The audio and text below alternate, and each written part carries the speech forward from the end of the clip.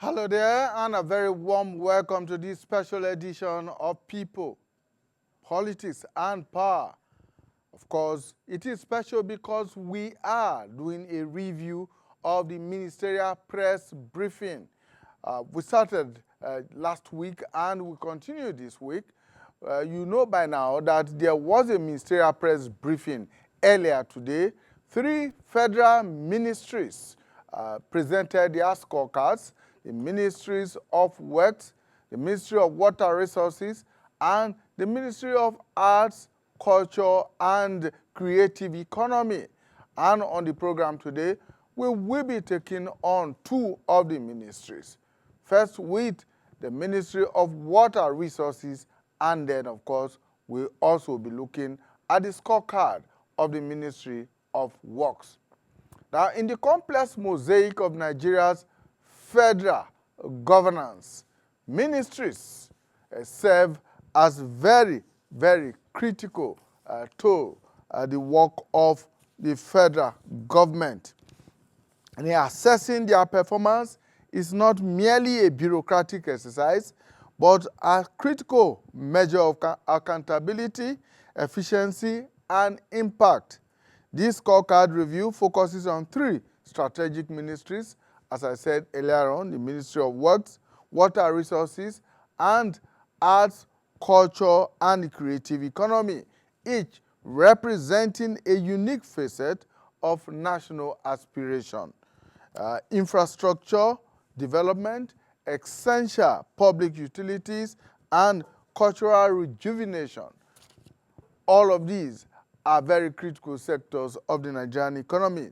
So by examining their mandates, their initiatives, and their outcomes and public perception, this assessment aims to provide an evidence-based insight into how these ministries are translating policy into progress and what gaps remain in the pursuit of inclusive and sustainable development.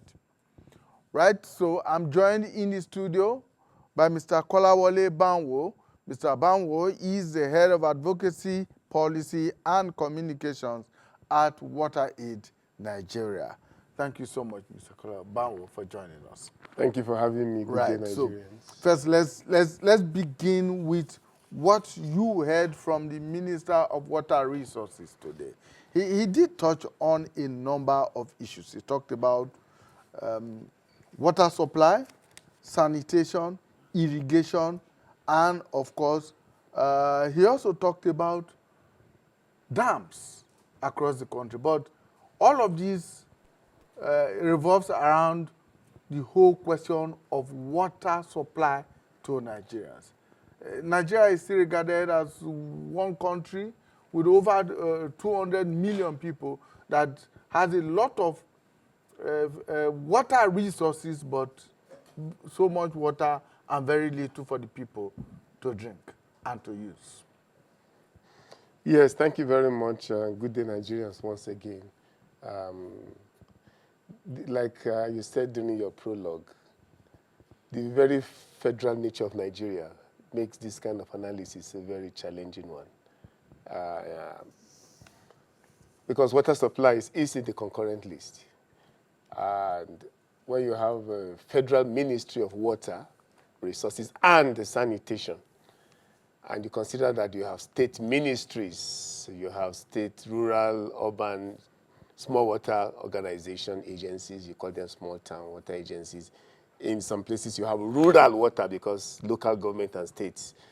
Your analysis, to be very objective, has to begin to consider the role of the federal ministry in giving a scorecard and assessing. Usually at that level, a lot is done around providing policy framework and guidelines and direction. For instance, there's no federal water board that will give water to the people. So the best you can have is, for instance, a water policy that enables the states to have water boards that operate within standard guidelines to ensure that the people get water. So you ask yourself, do we have a water policy that allows that to happen? At the moment, we have very outdated policies.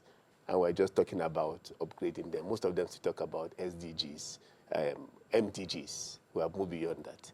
So, but at that level of policy framework, the federal government, the Federal Ministry of Water Resources, has tried to do a lot. Now, issues of big water projects like the dams, because usually you need the dams to function before you then get the states to then access water to take to the last mile. If the federal government has commissioned the dams like we had, the next question is what will the states do to ensure that water, because it's not the federal government that will get the water from the dams to the people. So in examining the scorecard of this, that's at water supply level. You have other aspects like sanitation. You have issues around hygiene because it was named Federal Ministry of Water Resources and Sanitation. For the first time under this administration, sanitation was added to the nomenclature or to the appellation of the ministry, which gives us a new mandate. And you know there's always been an issue around sanitation, who is in charge, is it environment, because it is actually a cross-sectoral thing, interministerial thing. But it was added. And one would have expected then that this federal ministry will then run with it more than it has been. So I'll take them step by step. At the letter of water resources management, our catchment areas, our dams, our water sources. The federal government in getting these large volume dams that will supply, okay, there's also irrigation because you have to manage water supply to ensure that you have enough for irrigation. We'll talk about water planning. There's water needed for irrigation for agric. You have water that should be used for consumption, for drinking. The industries require water, and you need to manage that in such a way that for sustainable development, you still have enough water for generations to come.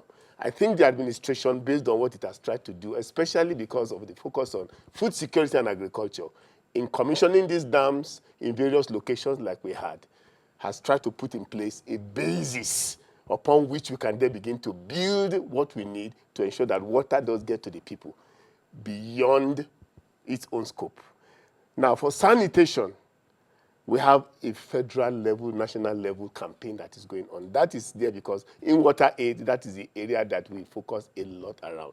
Because ultimately, when water is not used for sanitation and hygiene purposes, you have plenty of water, but people falling sick, and you are treating diseases. For infection prevention and control, you need clean water. We talk about safe water that has good quality to be used for sanitation purposes and also for practice of hygiene. Remember, during the COVID, there was a lot around hand washing and all. It is at that level that we believe that, to a large extent, we should have done more if we want to assess the scorecard at that level. I can speak more authoritative to that because we are partners with the Water Resources Ministry. We support them and we do a lot of things together in partnership that we should have been doing more than we have done in the past 2 years of this administration to get momentum from where we were coming from under the previous administration, where we had the Clean Nigeria campaign running to end open defecation. You can imagine that between 2000 and December 2022, we had 100 local government declared open defecation free. Now we have 141. Between 2022 and now, we've added only 41. That means a lot of slow progress has been made. That's at sanitation level. We still have 45 million people defecating in the open, and we don't seem to be. Now, the data we have is still as far back as 2021-22. We've not even been able to do updated research to know exactly where we are in terms of figures around access to quality water, to drinking water, in primary health care, in schools, which is something that the Federal Ministry of Water Resources and Sanitation coordinates with development partners to give data for planning, for government to plan and invest, and even the budget, even if it's not enough, is deployed appropriately and strategically to ensure that the ordinary man eventually had. Now, there are also issues around water quality.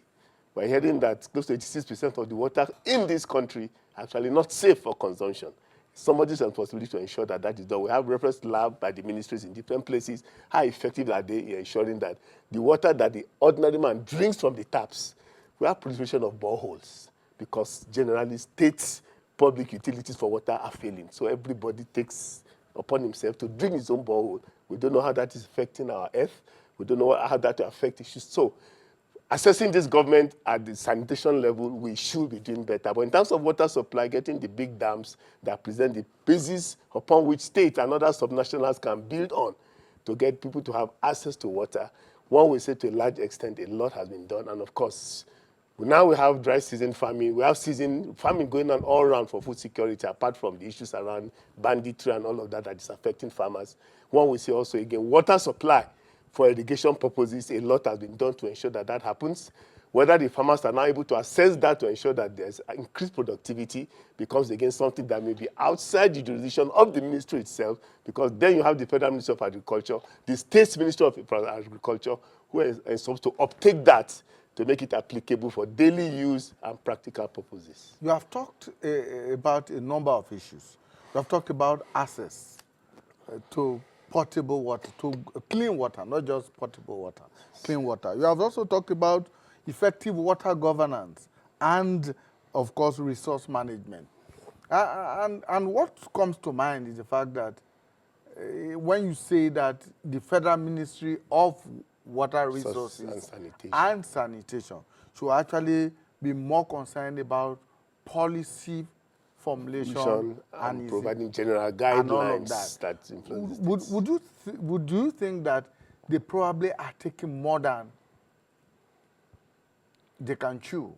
I mean, the ministry is taking on more than it can carry by delving into the provision or the building of dams, the management of dams, and these dams, even when they are there, are not, as it were, assessed by the various state governments, the subnationals, to provide water for the locals. No, ideally, because such dams are high capital intensive, you need some federal level interventions to ensure that the burden is not too much in terms of construction for quality. But thereafter, it is handed over.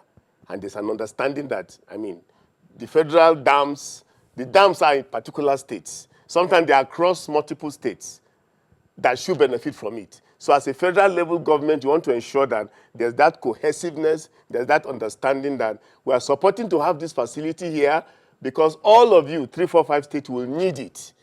And at the level of entry, that understanding is there. That because the burden of the cost may be too high, and you are part of a federation, the federal ministry representing the federal government can make some moves to support that. And that's beautiful. It happens all over the world where you have some federal level intervention to cushion the effect of cost on infrastructure for states to then be able to now mobilize what they need for the day-to-day operation and maintenance to make sure things go. So it's not taking too much per se. It is the degree of entry and advocacy to ensure that once they have played their part, what influence do they have for the states to then take it on? And I think that is the gap that we still need to begin to close in terms of, we are doing this, but you have a role to do this. We need some commitments. We need some guarantees that after we invested this, it will not go to decay because you are not playing your part. That's the point. Are there some of these dams today that the federal government has invested so much in that are not being used optimally by the state governments where these dams are located? Because the minister spoke about having to collaborate with development partners in providing water schemes, for instance, for domestic use, for agricultural use, for industrial use, and what have you. Yes. Yes, there are, obviously, because the downstream, if you want to call it now, because you also have the upstream, downstream in water, it's also capital intensive. And when you look at the budgets of many of the states, they're not investing enough to tap into that. And so capacity utilization is not optimal. Sometimes, again, with issues around climate change, then you have the drought, the flood that then comes to set everybody backwards, because then you have a dam that floods. So now you're not thinking about getting water to the people. You're thinking of cleaning up people who have been displaced, houses that have been destroyed, and what should have been a blessing because of the issues around climate change, which is a different thing because that has something you have to manage, becomes a challenge. But yes, that is the issue. And that is why we need, as a federation, just as it is in every aspect, better cohesion, better planning. The federal government and ministry has its role. The states have their role.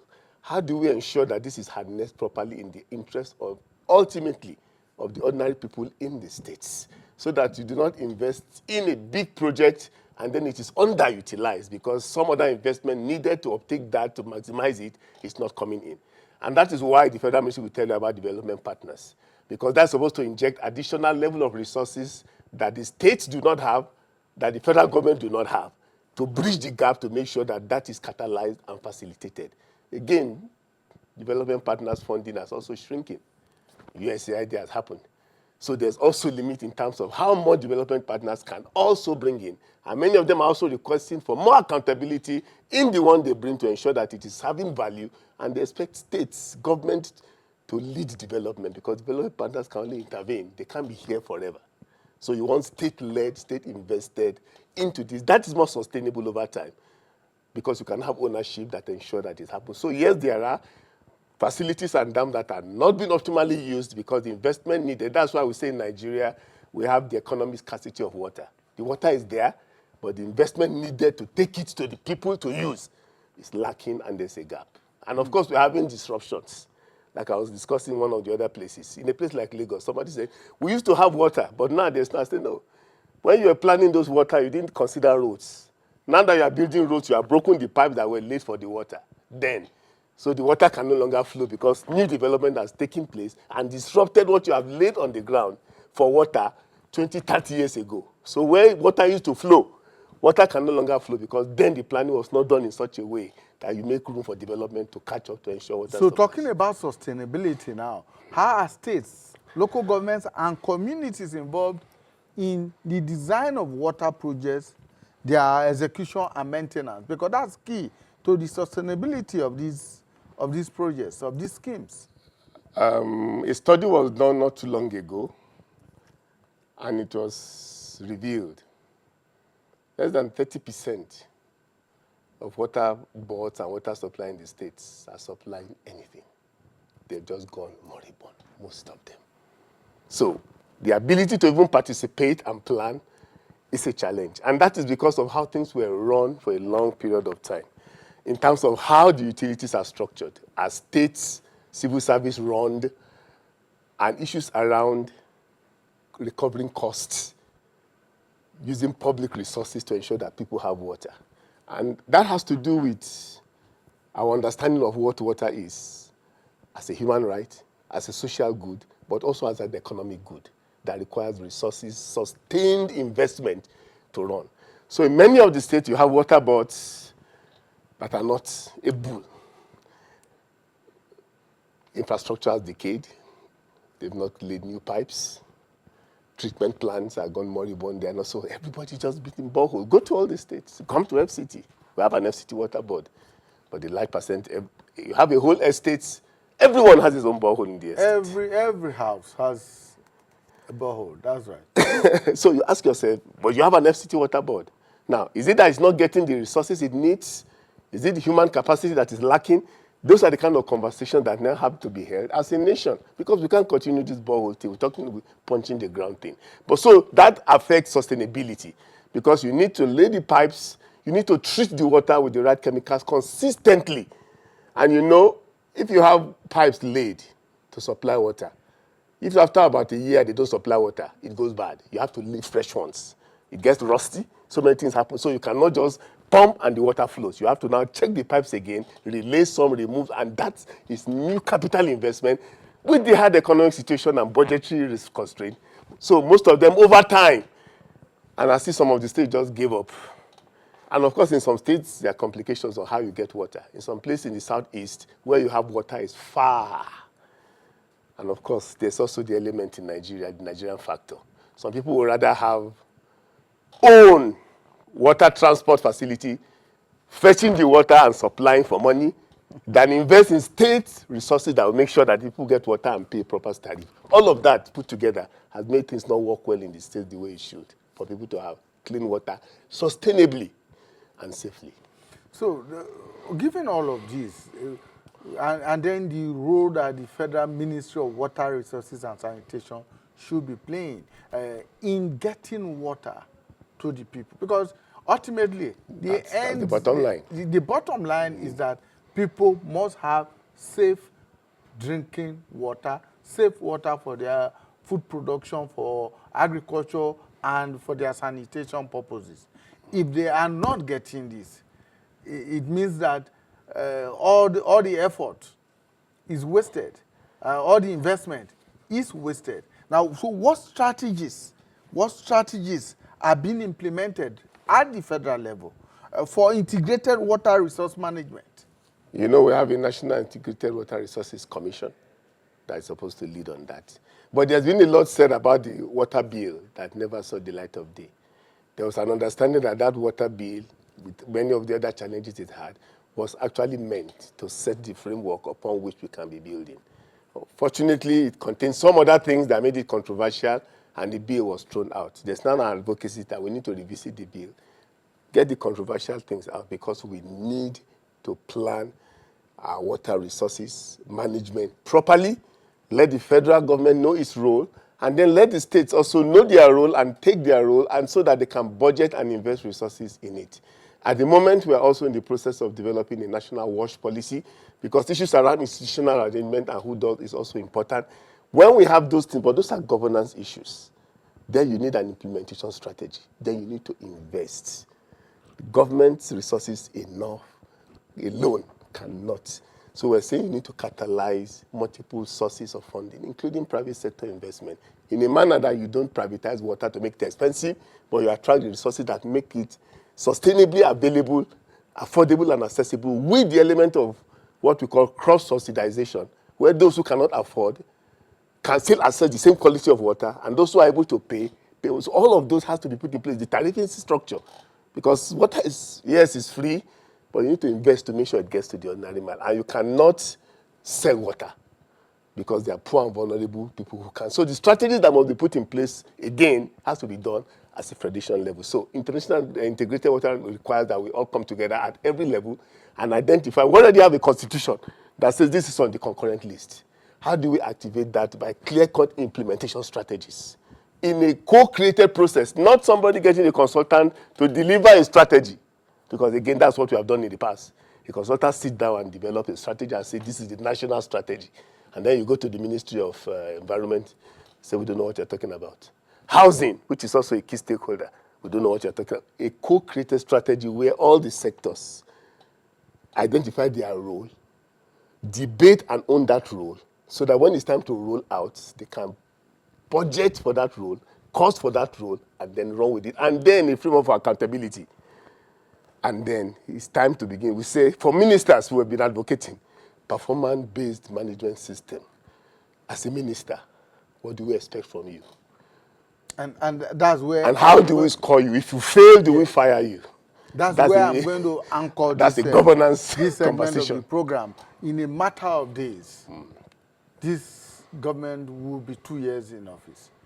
In another 2 years, when it would have when it will be ending its first 4-year tenure, what are your expectations in the water sector?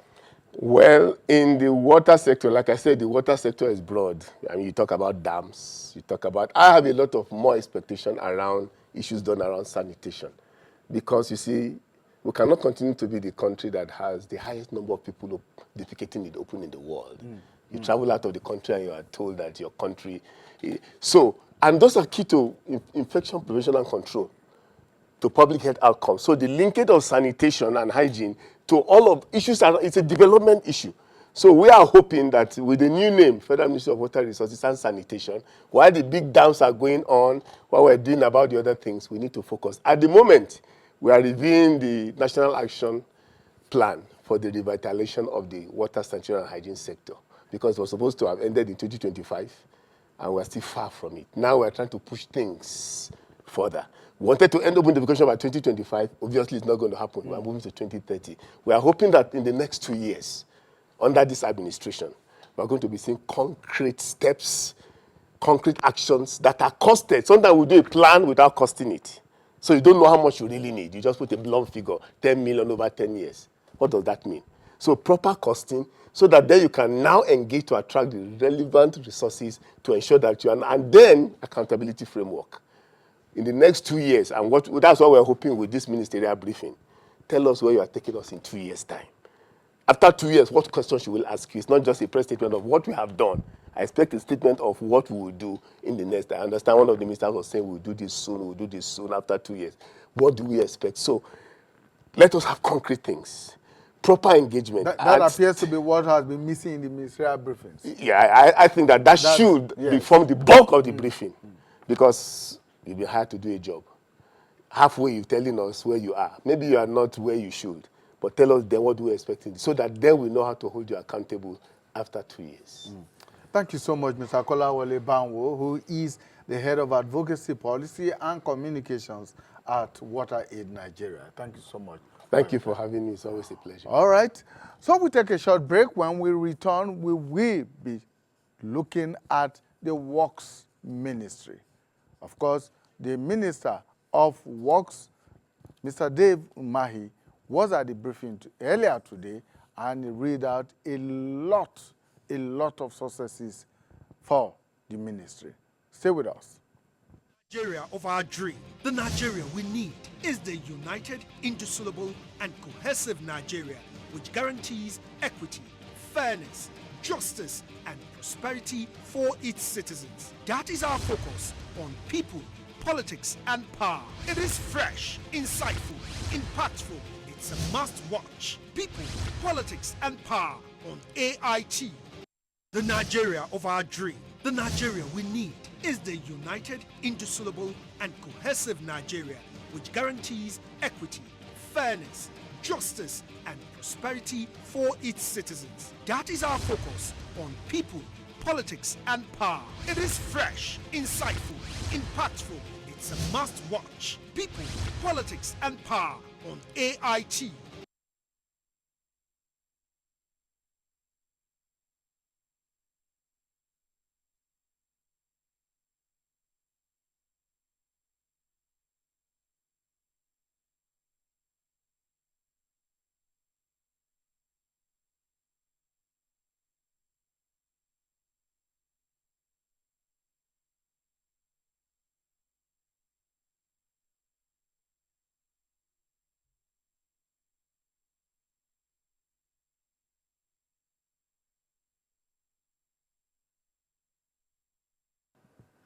All right, thank you so much for staying with us on this special edition of People, Politics, and Power. Of course, we are doing a review of the ministerial press briefing earlier today, and now we focus on the Ministry of Works, where the minister, Mr. Dave Umahi, read out what many consider to be very many successes of his ministry. Delivery of quality roads and bridges, delivery of all manners of infrastructure across the country, timely execution and completion of capital projects, maintenance of existing roads, and of course, contribution to job creation and regional integration through infrastructure. I'm joined in the studio now by Mr. Sonny Daniel. Mr. Daniel is the editor, Northern Operations of the Vanguard newspaper. Thank you so much. Thank you so for much. joining us, Mr. Thank you Mr. for having Daniel. me. Yeah, Right. It's a pleasure indeed. Yes. I'm sure you had time to listen to the minister today. Yes, I did. Let me harvest your views on that presentation. Yeah, it was really a good presentation by all means. And if we were to judge the minister by his eloquence, the facts which he presented boldly, we should have clapped for him. Because if that was an examination, we would have given him, if I were the teacher, I would have given him like 70%. Beautiful presentation. But whether that brilliant presentation, whether those achievements, the feats he has recorded in the past 2 years are able to significantly address the infrastructural needs of Nigerians is a different thing entirely. So we applaud him. We believe that he has started well, and how he will end is a different thing. Whether he will continue in that direction that he has started is a different thing. And overall, at the end of his tenure, what would be said of Umahi is also a different thing. Anyone listening to the minister who probably not very familiar with Nigeria, his eloquence, his brilliance, the very lucid manner in which he presented his scorecard. Would anyone would think that Nigeria is on the right side. roads, I mean, Nigeria is an Eldorado, so to say. In terms but of roads. yes, but does what the minister presented, does it match what is on ground across the country? Like I said before, I believe that Umahi, I've never met him. I've never shaken hands with him. So, but I was present today. I heard him. And I have the statistics that he presented. It's quite good. However, as a Nigerian who has lived in many parts of this country, and as someone who has seen some other roads across this country and some countries, even though we are not the same in terms of developments and technology, I would say that Umahi has the vision.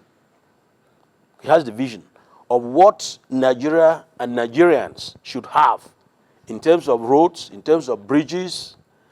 But I do not know if this country has the means, the resources to match with the vision that I saw Umahi presented earlier today. I was at the radio house and I listened to him from the beginning to the end. I doubt if we have the resources, if we have the political will, if we have the manpower and the readiness to bring about this clear, unambiguous vision that Umahi presented today. The vision is one. On a separate plane, the ability, commitment, determination, the technicality, and the political will to push through in order to deliver these roads. The roads are many and spread across the length and breadth of Nigeria. And these are roads that, if well executed, would take Nigeria to a different dimension of well-being. People should be happy. Remove the problem of insecurity, kidnappers, armed robbers, evil people, malevolent elements who are on the way to make sure that nothing works. Remove them, put them aside. But give us the roads. They are good enough to move, whether in the day or in the night. They are very good ideas which have been translated into the drawing board. But this is still work in progress. We are yet to see, feel, and touch the full gamut of these roads, which Umahi outlined this morning. The minister has been on the saddle for about 80 months or a little over 80 months as Minister of Works. Given what he has, or what he presented today, and what he has outlined as the achievements of his ministry in 18 months, do you think that he has done wonderfully well? I pray that I would see him to ask him some of the things I would ask as a journalist, but I've never seen Umahi, I've never met him. Now, the question you have asked me, you should also ask yourself, as a Nigerian, who you have lived in certain parts of Nigeria, you have gone, traveled to, are the roads which the minister listed, in what state? There are very many. Are there? In what state? 440 projects completed. In 260 palliative projects completed by over 99%. Okay. I would say that I have been following some of the ministers doing roads, bridges, and all of that. It is on record. And let us give him the kudos. He has tried. In 18 months, for him to even arrest the rot on some of these roads, it's something we should applaud him for. Because if you know how difficult funding has been for roads, for bridges, let me give you an example of a road that Nigeria started constructing on April 1, 2009. That road is called the East-West Road. It traverses the area that I come from. I was going to ask you that. And that Go road ahead. is 377 kilometers. It spans across the entire Niger Delta. 377 kilometers. Starting work, April 1, 2009. This is 16 years. And the road is still under construction. But for a man to come and in 18 months, he has not only given you a roadmap as to where he's going, he has carefully brought them out and started, well, even though he calls them palliative, that means he intervened. The Ministry of Works intervened in existing road projects. And that has given some level of relief to travelers. So we can say this man understands where he's going. Even though he has not yet arrived at the preferred destination, he actually knows where he will get there. How he will get there is a different thing. I've not traveled. When we will get there is a different thing. I've not traveled on that road for quite a while, but the minister says that at least phase 1 of that project, the East-West Road, is 75% completed. Well, again, I am like you. The last time I traveled on that road was in 2023.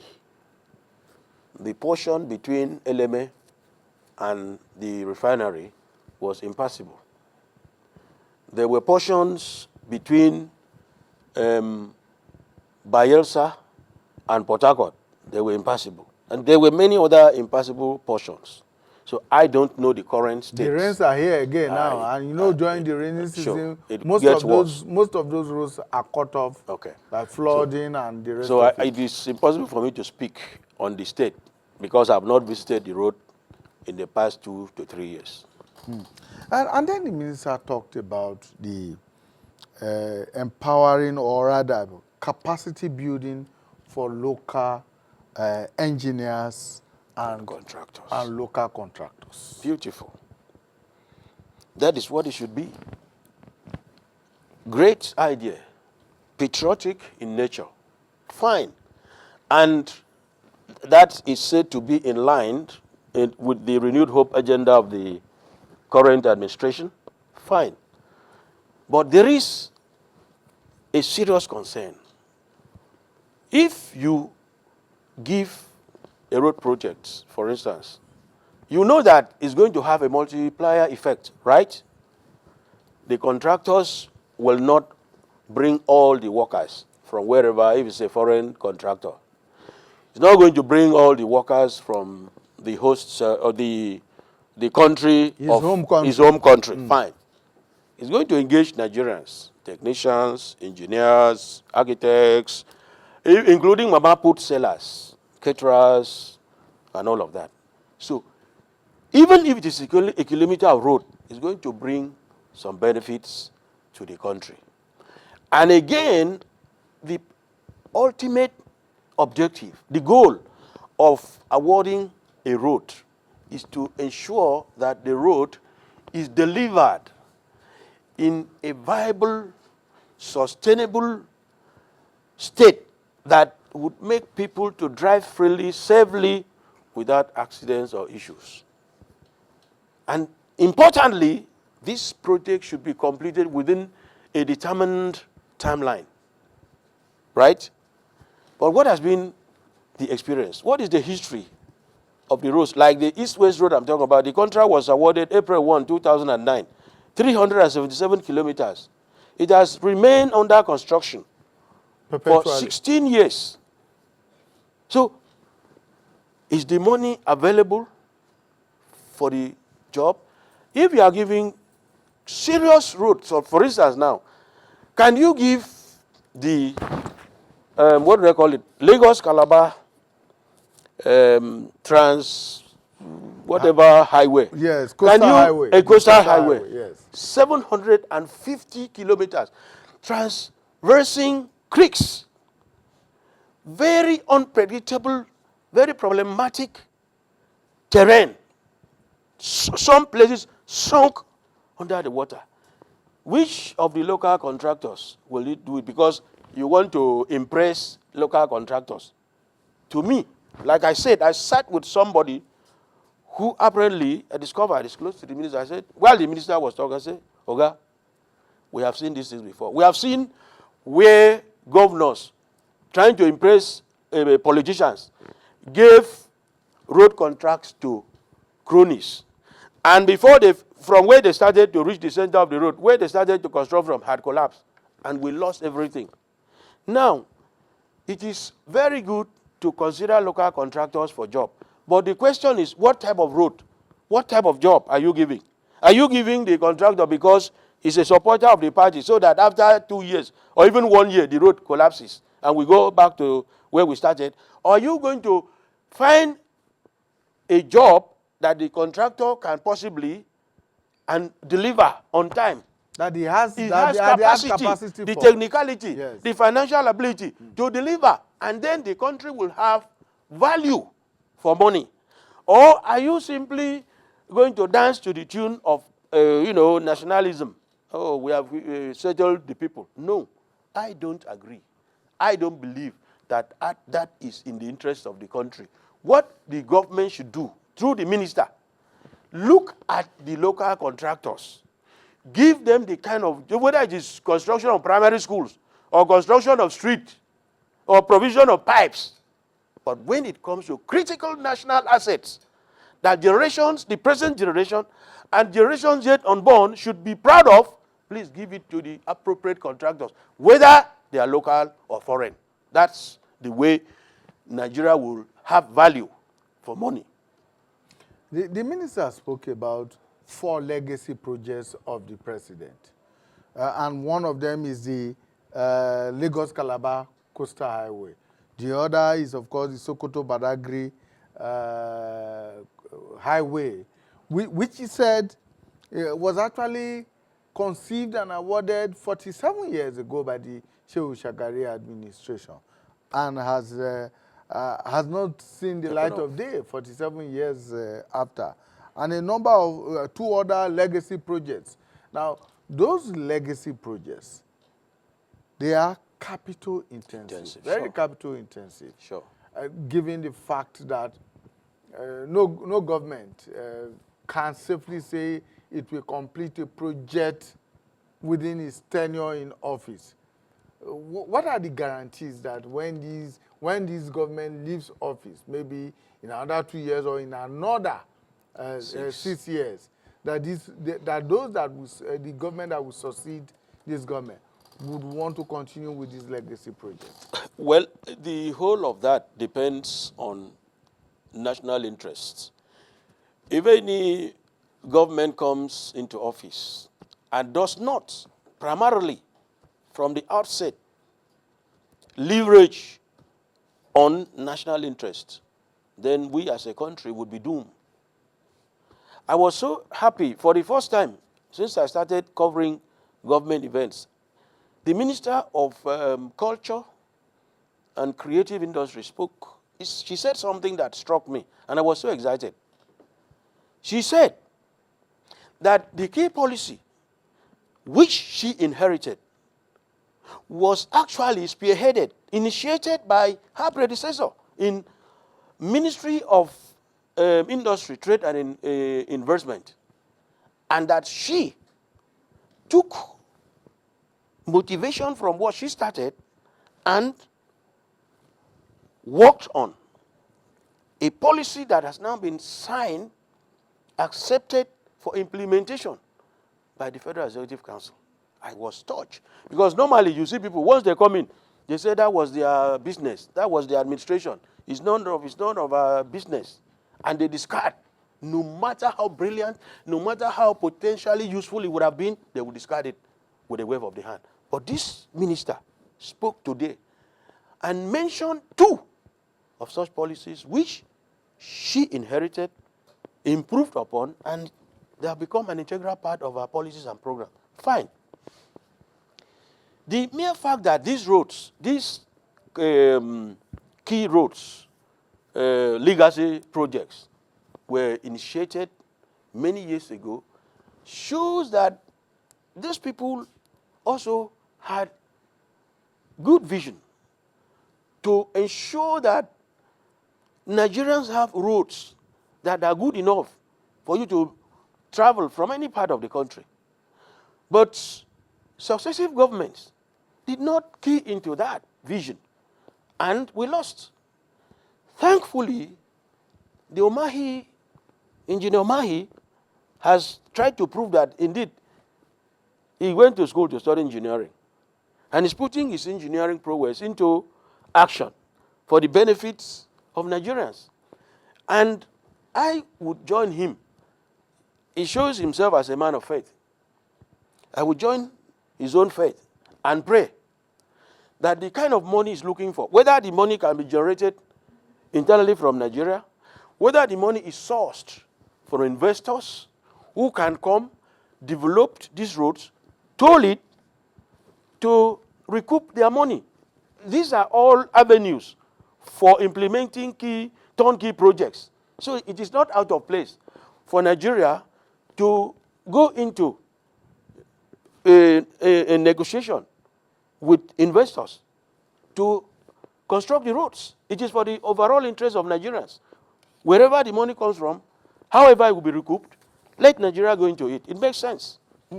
So my last question to you, Mr. Daniel, will be this whole issue about fair and equitable distribution of projects across Nigeria. The minister listed so many projects that he and his ministry has embarked on. And it appears that these projects are spread across almost every geopolitical zone. But in spite of that, you know that there are also, there will continue to be issues of marginalization and the rest of it. So are these projects equitably distributed across regions, states and zones in Nigeria? Well, I don't really want to go into that. It doesn't give me any sense of satisfaction. What matters to me, I agree that the roads should be spread across Nigeria. After you have equitably spread the roads, and if there's money to complete them, it should be done. However, there are critical road corridors. Yardstick number 2 should also be focused on critical road corridors that deliver goods and services across the length and breadth of Nigeria. Attention should be paid to those ones. Then when you move away from that, when you look at the routes that bring goods and services to Nigerians daily, without them, if you don't fix Ore, Benin, Lagos, you have problems. If you don't fix Abuja, Kaduna, Kano, or Lagos, Ibadan, you have problems. So when you consider all other indices, come back to the most vital, most relevant, most useful, most regular before you close the book. It's not just enough to spread road. If you spread the roads and there's no money to construct any, you have done the spread and the politicians will clap for you. What of Nigerians? Because first and foremost, I'm worried about the ordinary Nigerian. The ability of the ordinary man to move from where he wants to be to where he wants to go, and to go to the farm, bring his farm produce to where the produce is needed and sell to the people so that he can also return with a little money to go and feed his family. That's what the road should do. That's what should inform the choice of road they should do and the one they should not do immediately. Thank you so much, Mr. Sonny Daniel. He's the editor, Northern Operations of the Vanguard newspaper. Thank you so much for your time. It's my pleasure. Right. Okay, that's our program for today. a special edition of People, Politics and Power, in which we review the ministerial briefings of 3 ministers today: Works, Water Resources, Culture, and Creative Economy. Thank you so much for investing your time with us. Bye for now. We'll see you again when we bring you another edition.